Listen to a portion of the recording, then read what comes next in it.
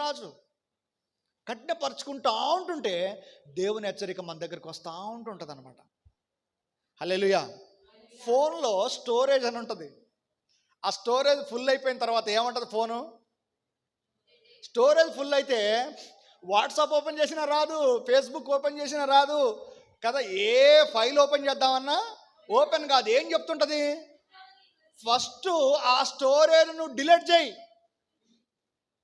ఆ మెమరీ మొత్తం నిండిపోయింది, ఫోన్ స్టోరేజ్ మొత్తం నిండిపోయింది, దాన్ని డిలీట్ చేస్తే అప్పుడు నీకేమొస్తుంది?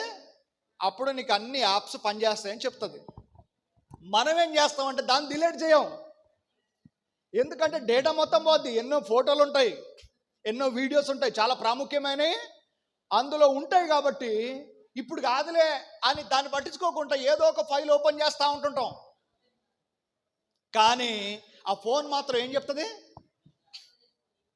నువ్వు ఎన్ని ఓపెన్ చేసినా అది ఓపెన్ అయ్యి అమ్మట మూసుకుపోద్ది. వాట్సాప్ ఓపెన్ అవుతుంది, మళ్ళీ అమ్మట వెళ్ళిపోద్ది. ఫేస్బుక్ ఓపెన్ అవుతుంది, మళ్ళీ వెంటనే వెనక్కి వెళ్ళిపోద్ది. ఎంతసేపు కొట్టినా, నువ్వు అట్లా ఎన్ని రోజులు కొట్టినా నీ స్టోరేజ్ ఫుల్ అయింది, అది డిలీట్ చేసేంత వరకు అది ఓపెన్ కాదు. హల్లెలూయా.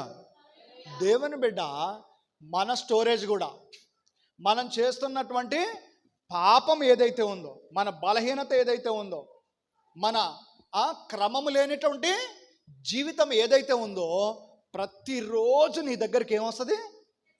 ఏదో ఒక హెచ్చరిక దేవుడు నీకు ఇస్తుంటాడు. కానీ ఆ హెచ్చరిక వల్ల ఏం జరగట్లేగా, నాకు మంచిగానే ఉంటున్నాగా, ఇబ్బంది ఏమి అనిపిస్తలే కదా. దేవుడు కేవలం ఏం చేస్తుండు? హెచ్చరిక మాత్రమేగా నాకు చేసే దేవుడు. ఆయన నాకేం శిక్ష రావడంలే కదా. కాబట్టి మానవుడు ఏం చేస్తాడంటే కానకుండా పట్టించుకోకుండా తిరుగుతుంటాడు. కానీ ఒకేసారి ఏం చేస్తుండే దేవుడు?